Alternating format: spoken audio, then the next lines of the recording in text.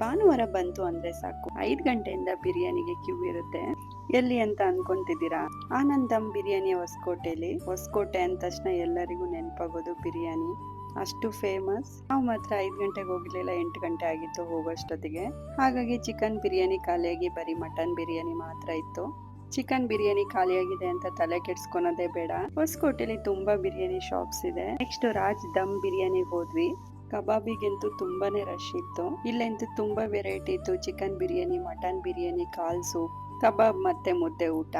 Chicken biryani ಜೊತೆ ಕಬಾಬನ್ನು ತಗೊಂಡ್ವಿ. ಇನ್ನೂ ಬಿರಿಯಾನಿ ಪ್ರಿಪೇರ್ ಮಾಡ್ತಾನೆ ಇದ್ರು. ನನಗಂತೂ ಚಿಕನ್ ಬಿರಿಯಾನಿ ಫೇವ್ರೇಟ್. ಫೈನಲಿ ಸಿಕ್ತು ಅಂತ ಖುಷಿ ಆಯ್ತು. ನಿಮ್ಗೂ ಚಿಕನ್ ಬಿರಿಯಾನಿ ಇಷ್ಟನಾ? ಕಮೆಂಟ್ ಮಾಡಿ. ಬಿರಿಯಾನಿ, ಕಾಲ್ ಸೂಪ್ ಎಲ್ಲ ಓಪನ್ ಆಗಿ ಪ್ಯಾಕ್ ಮಾಡ್ತಾ ಇರ್ತಾರೆ.